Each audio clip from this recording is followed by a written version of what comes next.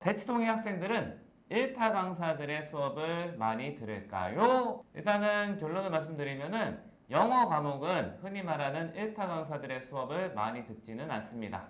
자, 그러면 왜 그럴까? 이렇게 생각이 드실 텐데 교육 불평등을 만드는 정보 미대칭 부숴버리겠습니다. 남기정입니다. 백시영입니다. 오늘은 1타 강사분들에 대한 이야기를 해보도록 하겠습니다. 내부 고발자라고 해서 비판을 많이 하는 채널이잖아요. 오늘도 한번 시작을 해보겠습니다. 또 시작이냐? 이렇게 생각하시는 분들이 있을 텐데 시작해야죠. 1타 강사 체제의 문제점 첫 번째 뭐냐? 소통하는 수업이 아니다. 말 그대로 전형적인 주입식 강의예요. 이 소통하는 수업이 아니면은 어떤 문제가 있냐면은 내가 알고 있는 건데 계속 듣고 있어야 돼요. 지금 실은 학생들은 시간을 효율적으로 쓰려면은 내가 잘 모르는 거, 익숙하지 않은 것만 다뤄도 시간이 부족한데 그냥 주입식으로 천편일률적으로 한 100명 깔아놓고 그냥 똑같은 수업하는 그런 수업을 들으면은 내가 알고 있는 걸 엄청 많이 듣고 있어야 돼요. 이게 문제예요. 그리고 이 1타 강사 수업은 레벨 테스트로 분반하는 게 대부분 없어요. 전교 1등이 만약에 듣는다고 하면은 그리고 전교 꼴등이 수업을 듣는다 하면은 그 학생들이 같은 반에서 듣고 있어요. 그러니까 이 수업은 어느 한쪽에도 맞지 않는 수업이 이렇게 되는 거예요. 갖고 있는 학생 풀에 중상 정도에 맞추는 경우가 많은데 이러면은 실은 최상위권도 소외받는 거예요. 그리고 최하위권도 소외받는 거고. 그래서 시간 낭비가 심한 그런 학습 체제이다. 맞춤식으로 지도할 수가 없고 나한테 불필요한 혹은 내가 이해하지 못하는 설명을 계속 듣고 있어야 돼요. 하위권 입장에서는. 두 번째, 관리가 안 된다. 수업은 선생님이 설명 중심으로 하지만 관리는 조교들이 하는데 조교들은 전문가가 아니에요. 학생들이 지도한 경험이 그리 많지가 않아요. 그렇기 때문에 관리가 잘 안 된다. 코칭이 부족하다. 이렇게 보시면 됩니다. 학습은 좋은 설명을 못 들어서 잘 이루어지지 않는 경우가 발생하는 게 아니라 실은 코칭이 부족해서 학습 성취도가 제한적인 경우가 대다수입니다. 이렇게 생각해 보면 될 것 같아요. 운동 배우는 것도 똑같아요. 헬스를 정말 몸이 좋은 사람이 딱 나와서 나 1타 강사야 헬스계 설명을 막 해요. 100명 깔아놓고 이렇게 하는 거야 하고 학생들이 따라 하잖아요. 학생들 입장에서 봤을 때는 자기가 똑같이 하고 있다고 생각을 하는데 이거를 제3자의 입장에서 보면은 완전 틀리게 하고 있는 경우가 대부분입니다. 이게 문제예요. 티칭이 중요성이 없지는 않은데 코칭이 실은 더 중요할 때가 많아요. 그래서 이게 안 된다. 세 번째는 뭐냐면은 영어의 경우에 이제 대부분의 1타 강사들은 수능 중심으로 강의를 하지요. 이분들은 문제풀이 중심으로 접근을 하십니다. 그런데 생각해 볼 것은 무엇이냐면은 수능은 글을 이해하는 능력이 80%고 답을 고르는 문제 푸는 능력은 한 20% 능력이 필요한 시험이에요. 그런데 이 1타 강사 시험은 그 수업은 대부분이 문제풀이에만 집중을 하기 때문에 20%에만 집중하는 체제거든요. 이 수업은 그 80%에 해당하는 글을 읽는 능력을 이미 갖춘 학생들은 괜찮아요. 그런데 대부분의 학생들은 이 80% 주에 해당하는 글을 읽는 능력이 부족합니다. 이게 더 큰데 더 큰 거는 등한시하고 더 지엽적인 20%에 해당하는 것에 더 집중하는 성향을 만드는 것이 1타 강사 수업 시스템이에요. 요거는 단기적으로는 아이들이 쭉쭉 클 수 있어요.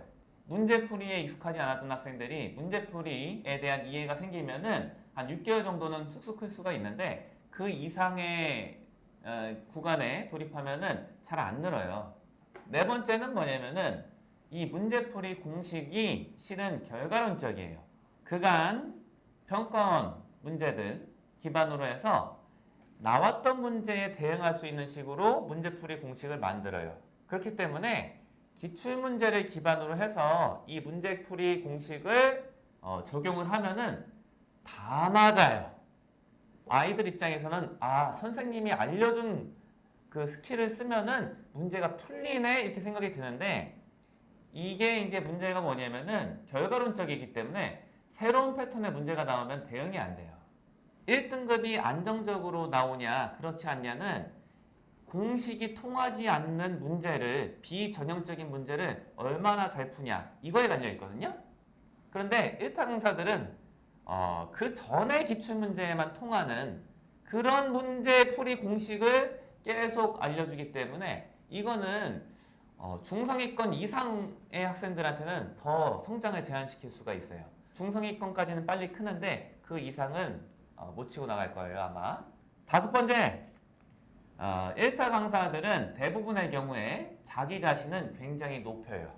우상화를 시키고 학생들은 굉장히 깎아내립니다. 이렇게 해갖고 학생들을 의존적으로 만들어요. 자기는 우상이고 자기가 만들어 놓은 이 수능에 대한 이 공식이 통한다. 이걸 믿고 따라와라. 이렇게 해서 의존적으로 만들거든요.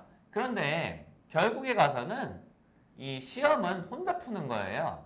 이가 없으면 잇몸으로 풀어야 되고 순간적으로 자기 스스로 판단해야 되는 것이 많은 시험이 수능 시험의 특징이에요. 되려 이거는 의존적으로 아이들을 만들기 때문에 좋지가 않다. 흔히 말하는 1타 강사분들이 많이 하시는 말씀이 뭐냐면은 자 32번 문제에서 2번 보기를 고른 사람들은 기본적인 글에 대한 이해가 없는 학생들이야. 그래서 이 수업을 꼭 들어야 돼. 링크를 시켜요. 이런 식으로 계속 수업을 듣게 만들거든요. 그런데 실은 수업을 듣는 것은 학생들의 성장을 보장해 주지는 못해요. 그래서 이 학생들을 의존적으로 만든다는 것이 이 1타 강사 수업 체제의 또 다른 문제점이고요. 저는 어떻게 보냐면 구조가 교육을 왜곡하고 있는 형태인데요. 구조라는 거는 많은 아이들이 뭐 온라인이든지 실제로 강의에 와서 수업을 한 사람한테 이제 들어야 되는 환경에서 수업을 짜야 돼요, 이분들이. 그렇다 보니까 그 상황에서 아이들이 좀 많이 가져갈 수 있도록 수업을 하다 보니까 이게 효율이 떨어지게 된다. 이렇게 생각을 하고요. 또 일정 부분은 이분들이 이제 아이들이 수강을 계속 유지를 해야 되니까 그런 차원에서 또 노력을 많이 하시잖아요. 그러니까 그거는 이제 아이들의 실력 향상하고 아이들이 계속 수강하는 거는 항상 같지가 않아요. 그래서 아이들의 수강을 위해서만 하는 것들이 있거든요. 그래서 그런 것들이 이제 효율성을 떨어뜨린다. 일단은 한번 여쭤볼게요. 제가 대치동의 학생들은 1타 강사들의 수업을 많이 들을까요? 일단은 결론을 말씀드리면은 영어 과목은 흔히 말하는 1타 강사들의 수업을 많이 듣지는 않습니다. 자, 그러면 왜 그럴까? 이렇게 생각이 드실 텐데 일단은 상위권 아이들은 별로 설명 중심의 수업을 들을 필요는 없어요. 질문을 받아줄 사람 정도가 필요한 겁니다. 대부분 경우에는. 그리고 전체 질문 중에서 이해가 잘 안 되는 문장이 뭐 10개 이하일 거예요. 그 정도만 분명히 해줄 사람이 필요한 거기 때문에 일목요연하게 구색을 갖춰서 설명하는 1타 강사식의 수업은 맞지가 않습니다. 질문 받아줄 사람 정도가 필요한 거예요. 상위권은 이런데 하위권은 어떠냐? 하위권은 대부분의 경우에는 학습 습관이 잘 안 돼 있어요. 그래서 관리가 많이 필요하기 때문에 설명은 1타 강사분들이 하지만 관리는 조교분들이 해주는 체제에서는 관리 효과를 기대하기 힘들기 때문에 적절하지가 않습니다. 그렇기 때문에 중위권에 해당하는 일부 학생들이 듣는 정도가 대부분입니다. 이제 실제 사례를 말씀을 드릴게요. 뭐 이런 말을 하는 거예요. 어법 문제를 풀 때는 동사의 밑줄 그어져 있으면은 동사인지 준동사인지 확인하고 시제 체크하고 넘어가면 끝이다. 이런 식으로 공식화를 시켜준대요. 그리고 뭐 32번, 33번 이렇게 어려운 빈칸 추론의 경우에는 지문에 쓰인 단어가 똑같이 쓰인 보기는 답이 아니다. 그럴 확률이 굉장히 높다. 이렇게 푸는 게 좋다. 이렇게 알려준대요. 시험의 특징을 결과론적으로 분석해서 공식화시킨 거죠. 그런데 상위권 학생들은 저한테 주로 어떻게 물어보냐면은 그렇게 하면 진짜로 통해요? 이렇게 주로 물어봐요. 이게 상위권 학생들의 특징이에요. 근데 흔히 말하는 중하위권 이하의 성적을 지닌 학생들은 문제를 틀렸어요. 그래서 제가 옆에 가서 지켜봐요. 자, 뭐 철수야. 이 문제는 왜 2번을 안 고르고 3번을 골랐니? 이 질문의 내용은 이해하니? 일단은 다 안 읽어봤대요. 왜 안 읽어봤어? 다 안 읽어도 된다고 했대요. 그 1타 강사가. 그리고 그 공식을 자꾸 쓰는 거예요. 이 지문에 나온 단어랑 똑같은 거를 쓰면은 그 확률이 떨어지니까 똑같은 단어가 있는 걸 안 골랐다. 이렇게 대답을 하는 거예요. 그래서 틀려요. 이게 흔히 말하는 하위권 학생들의 특징이에요. 그리고 아마 보시면 알겠지만 유명한 1타 강사분들이 영어 과목에 있어서 이 대치 지역에서 수업을 잘 안 하세요. 이건 아마 확인해 보시면은 검색만 해보셔도 바로 아실 수가 있을 것 같습니다. 그러면은 뭐 제가 감히 생각하는 1타 강사분들이 1타 강사인 이유에 대해서 말씀을 드리자면은 1타 강사분들은 30년 전에도 존재했고 지금도 존재하는데 그 많은 1타 강사분들이 다 어디 갔을까 이 생각을 하셔야 돼요. 많은 분들이 자신이 잘 되니까 개인 업체로 따로 분리돼서 나오셨거든요. 근데 개인 업체로 따로 분리해서 오픈을 하셨을 때 지금 기억에 남으시는 게 있나요? 아마 없으실 거예요. 흔히 이제 유명한 M사의 경우에 한 10년 정도 전에 굉장히 굳건한 1타 강사 분들이 계셨는데 그분들이 이제 다른 업체, 개인 업체를 차리셨을 때 유튜브를 예로 드릴게요. 그 당시에 그 선생님이 유튜브에 강의 하나 올리면은 조회수가 100만이었어요. 그런데 개인 업체를 차리고 그 회사에서 나오신 다음에 유튜브에 영상을 올리면 조회수가 나와요. 1000.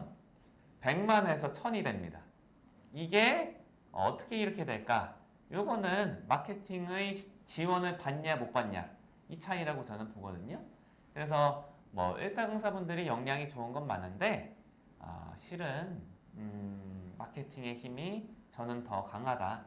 연예인 스타를 만드는 거랑 비슷하게 강사 중에 스타를 만드는 게 1타 강사 마케팅이다 이런 생각을 하고 있어요. 그런데 생각해 볼 것은 우리가 연예인들을 바라볼 때 연예인들이 좋은 이미지를 위해서 굉장히 뭐 어느 정도 자기적으로 만든 그런 모습을 보고서 삶은 저렇게 살 수 있구나 이렇게 생각하면은 굉장히 비현실적인 기대를 하게 될 수 있듯이 1타 강사분들은 어느 정도 우상화가 돼 있어요. 신격화가 돼 있기 때문에 그분들이 하는 문제풀이 방식 이런 것들이 굉장히 뭐 현란하고 엄청 이제 좋아 보이는데 이거는 현실적으로 통하지 않는 부분이 꽤 많기 때문에 좀 경계를 해야 된다. 그리고 이제 통계 오류 같은 거를 잘 활용하세요. 자, 교육적으로 내실이 있다는 건 어떤 걸까 생각해 보시면 좋을 것 같아요. 대체로 이분들이 내세우는 거는 수강생이 몇 명이냐 이거를 내세우세요. 근데 실은 과거의 역사를 다 생각해 보면은 그 회사들 몇몇 안 되는 그 메이저 회사들이 미는 그런 강사들은 다 수강생이 많아요. 그런데 수강생의 수를 피력할 것이 아니라 저는 어떻게 했으면 좋겠냐면은 수강하는 학생들의 성적이 어떻게 변하는지 그 데이터를 공개해 달라. 그리고 그게 진짜 효과가 있다는 것이 유의미하게 통계적으로 드러난다면은 그거는 좋은 마케팅이죠. 근데 그게 아니라 수강생이 많다 하는 것이 곧 수업의 질이 좋다. 이런 식으로 세뇌를 자꾸 시키는 거는 바람직하지는 않다. 이런 생각이 있고요. 저는 실은 생각하는 게 학교에 계신 선생님들을 많이 생각해요. 학교에 계신 선생님들이 역량이 좋으세요. 실은 1타 강사 역량이 좋으신데 1타 강사분들 역량이 좋으신데 그 정도로 좋으신 분들이 학교에도 많으세요. 그런데 차이가 뭐냐? 학교 선생님들은 마케팅의 힘을 못 받으신다. 수강생이 많아서 뭐 1타 강사다 이런 식으로 어필을 할 수가 없기 때문에 아이들이 좀 약간은 소중함을 모르는 게 있어요. 수강생이 굉장히 많아야지만이 훌륭한 강사다 이런 식으로 주입이 되었기 때문에 그 틀을 갖고서 그 시선을 갖고서 선생님들을 판단하거든요. 근데 이 구도는 좋지가 않다. 이제 1타 강사분들의 수업이 안 좋냐 전적으로 그거는 저는 아니라고 보거든요. 1타 강사분들의 수업이 확실히 장점이 있어요. 이분들이 같은 세팅에서 수업을 하라고 했을 때 100명 깔아놓고 카메라 켜고 수업하라고 했을 때 이분들만큼 잘하는 분들을 찾기는 굉장히 힘들어요. 실은 이거 잘 하시는 게 맞아요. 그리고 뭐 하나하나 이제 좀 말씀을 드리자면은 1타 강사의 장점이 뭐냐? 첫 번째는 이 문제에 대해서 영어로 치면은 이 수능 문제에 대해서 분석이 굉장히 잘 돼 있으세요. 시험에 대한 이해가 굉장히 좋으시다. 그리고 약간 결과론적인 느낌이 있긴 한데 그 기존에 나왔던 문제를 정말 꼼꼼하게 분석을 해서 전형적인 문제들, 반복이 돼서 출제가 되는 전형적인 문제들에 대한 대응 방법은 굉장히 세련되게 만들어 놓으셨어요. 그래서 중하위권 요 학생들이 중상위권 정도까지 치고 나갈 때에는 굉장히 효과적입니다. 그 전형적인 패턴들에 대해서 잘 정리를 해서 정말 효과적으로 말씀도 잘 하시게 전달을 하기 때문에 요거를 이렇게 체화시키면은 쑥쑥 클 수가 있다. 이게 첫 번째 장점이고요. 두 번째는 어떤 장점이 있냐면은 1타 강사 수업은 스스로 공부에 동기부여가 안 되는 학생들에게 동기부여를 해줄 수가 있어요. 일단은 현강 수업에 딱 간다 하면은 200명이 쫙 앉아있기 때문에 야, 여기 뭐 되게 중요한 자리인 것 같고 이 시간이 굉장히 소중한 것 같고 그렇게 느껴져요. 학습자 입장에서. 내가 배우는 선생님이 훌륭하게 느껴지고 물론 훌륭하세요. 그리고 내가 배우는 학습 자료가 굉장히 소중하게 느껴져요. 이 의식이 실은 학습에 있어서 굉장히 중요하거든요. 학습자가 자기가 하는 공부를 중요하게 생각하냐 이 느낌이 굉장히 중요하기 때문에 자기가 평소에 하는 공부, 평소에 배우는 선생님들, 평소에 공부하는 교재들에 대해서 소중함을 못 느끼고 동기부여를 못 받는 학생들은 1타 강사한테 배우면은 그게 상당한 동기부여가 될 수가 있다.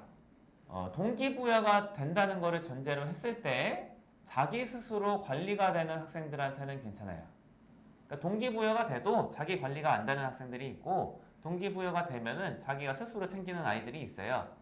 근데 이제 동기부여가 됐음에도 스스로 관리가 안 된다 하는 학생들은 좀 안 맞고요. 동기부여가 되면은 자기 스스로 잘 챙길 수 있는 학생들은 잘 맞는 그런 수업이 될 수가 있습니다. 마지막으로 드리고 싶은 말씀은 선생님을 고를 때 어떤 기준을 갖고 있어야 될까?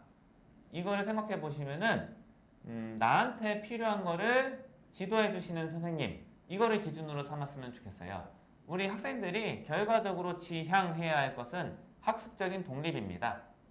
누구한테 의존하는 게 아니라 1타 강사를 계속 따라다니면서 그 선생님을 약간은 추종하면서 그 선생님이 한 수업을 다 듣는 게 목적이 아니라 그 수업을 안 들어도 괜찮은 상태를 만드는 게 목적이에요. 그러니까 이거를 저는 이제 학습적인 독립이라고 부르는데 나를 어떻게 학습적으로 독립시켜 줄 수가 있을까? 그런 선생님이 어떤 선생님일까? 요거를 생각해 보시면은 기준이 세워질 것이라고 생각을 합니다. 그러면은 이번 편은 이 정도로 해보겠습니다. 감사합니다.